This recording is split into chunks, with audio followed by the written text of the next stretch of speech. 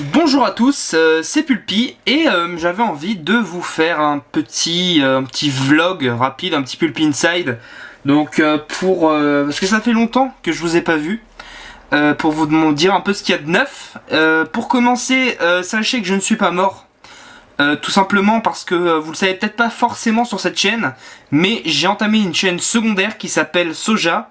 Donc où j'entame donc ma nouvelle émission qui s'appelle Soja, donc sur la musique japonaise, donc sur l'analyse de paroles de musique japonaise, et je vous invite à la rejoindre dans la description en dessous tout de suite.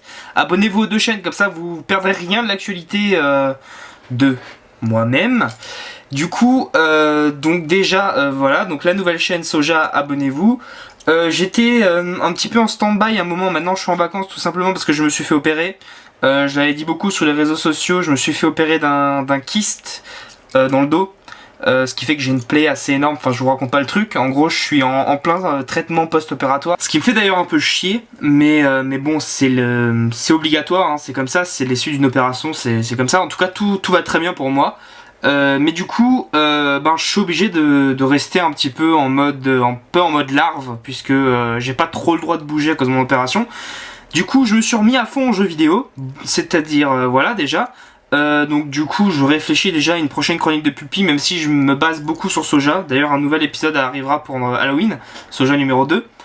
Et bien en plus de ça, je voulais vous dire un petit truc. Ouais, ce début de vidéo était un peu long, mais il faut que je vous parle de quelque chose. Donc depuis que je suis passé en mode larve, donc depuis l'opération, je me suis procuré Destiny entre temps, qui je trouve très bon. Je me suis procuré l'Ombre du Mordor aussi, que je trouve aussi très bon. Et depuis hier, je me suis procuré The Evil Within, le nouveau jeu de Shinji Mikami. Bah d'ailleurs, si on regarde bien, je suis en train d'y jouer là, hein, je suis dans le menu pause, hein, j'étais en plein dedans, je me suis dit... j'étais en train d'y jouer, je me suis dit, putain, il faut que je vous en parle. En gros, The Evil Within, donc c'est le nouveau jeu de Shinji Mikami, donc chez les studios Bethesda. C'est Shinji Mikami, tout le monde le connaît, c'est le mec qui a créé Resident Evil. Vous êtes pas sans savoir que je suis un putain de gros fan de Resident Evil depuis tout petit. D'ailleurs, je vais avoir ma collection pas loin. Là, par exemple, là, vous avez la première édition de Resident Evil au Japon, donc la vraie, l'originale japonaise. Des trucs comme ça, je suis un très gros collectionneur, je kiffe Resident Evil à fond. Et comme beaucoup de fans de Resident Evil, certains ont kiffé. Resident Evil s'est arrêté pour beaucoup à l'épisode 4. Bon, je dis pas que les épisodes 5 et 6 sont mauvais. Ils ne valent pas le coup de s'appeler Resident Evil, mais en tant que jeu à part entière, je les trouve plutôt bons. Seulement, le côté horrifique, etc. est encore assez présent dans le 4, puisque c'est Shinji Mikami qui l'avait fait. Et après, c'était mort. Et du coup, Shinji Mikami arrête Resident Evil, se lance sur The Evil Within, tease un peu, je me suis dit, ça a l'air gore, ça a l'air d'être un beau torture porn, comme j'aime pas trop du style Saw, je me suis dit, bof, j'ai jamais été attiré par le jeu, même lorsque j'ai vu des gens y jouer, et là je me suis dit, bon, je vais sauter le pas, et je vais jouer à Evil Within. Putain que c'est bon! The Evil Within, c'est pour le moment le meilleur jeu auquel j'ai joué depuis que j'ai acheté la PS4. Il est pas dispo que sur PS4, il est sur les anciennes consoles. C'est le meilleur jeu auquel j'ai joué pour le moment sur PS4 réellement. J'ai l'impression de rejouer un ancien Resident Evil.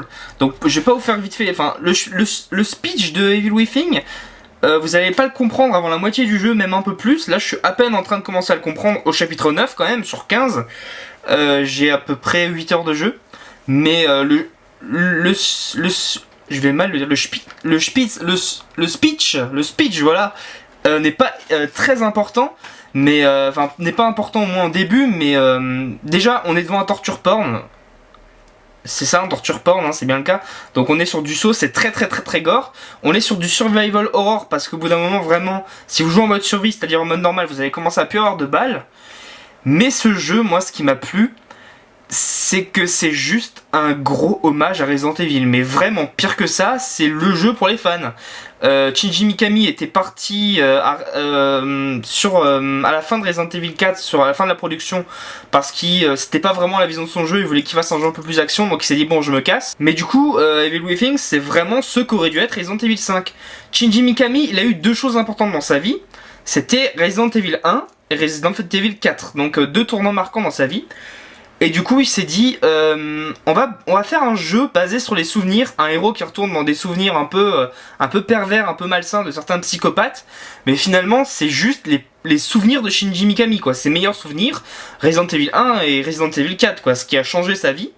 En gros on va se retrouver avec des passages dans des villages, avec des villageois, mais des scènes empruntées à Resident Evil 4 mais à fond. Vraiment des cas de figure empruntés à Resident Evil 4, une secte.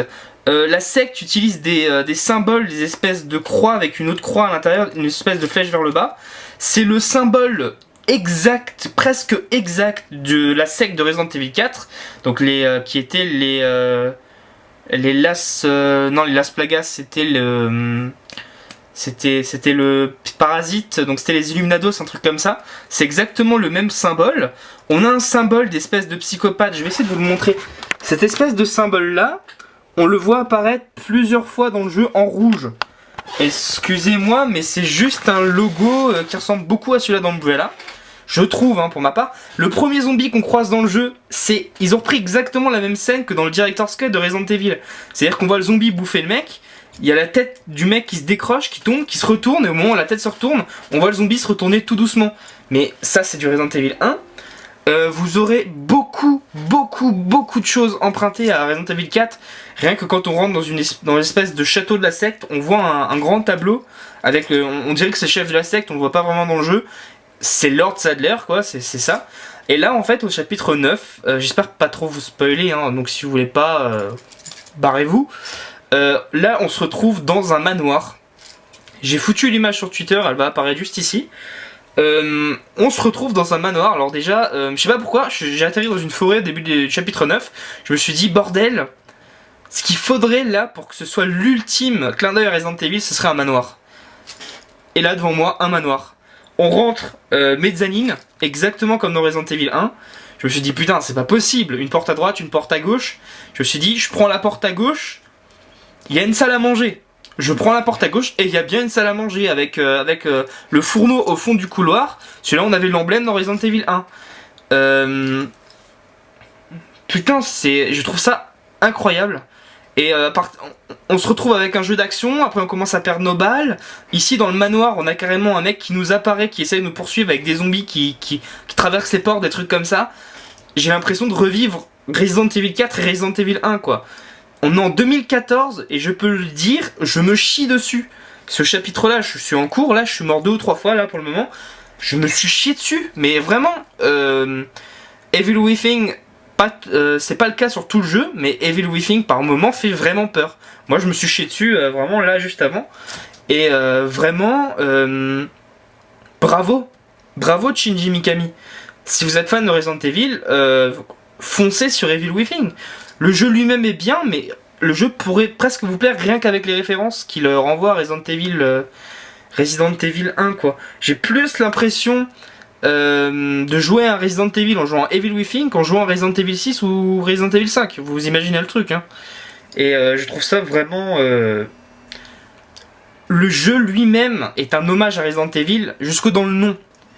Resident Evil veut dire le mal qui réside, le mal résident, le mal à l'intérieur. Et de Evil Within veut dire le mal à l'intérieur également, c'est une autre façon de le dire. En fait, le titre Resident Evil et le titre de Evil Within veulent dire exactement la même chose, c'est juste deux façons de le dire en fait. Le titre lui-même quoi, Shinji Mikami s'est dit je vais rebooter Resident Evil quoi, et il a fait The Evil Within. Pour moi c'est un Resident Evil, c'est... Je regrette carrément pas mais de le faire. Je vais le terminer avec plaisir. Quand je l'aurai fini, je pense le recommencer en News Game Plus pour me le refaire. Je vais carrément en parler dans la prochaine chronique. Mais en tout cas, en cette fin d'année, si vous hésitez encore entre vous acheter Destiny, ouais voilà, l'ombre du Mordor ou ça, parce qu'il y a beaucoup de jeux qui sont sortis. Je dis pas que les autres sont mauvais, hein, ils sont très bons. J'avais kiffé Destiny et je m'éclate sur l'ombre du Mordor. Mais franchement, si vous êtes fan de Survival Horror et que vous aimez Resident Evil vraiment, achetez Evil Within. Vous faites pas d'idées sur le début du jeu, tout ça. Jouez au jeu en entier et je pense pas qu'il y a moyen de vous décevoir. Vraiment, foncez. C'est tout ce que je peux vous dire. Voilà. Au revoir.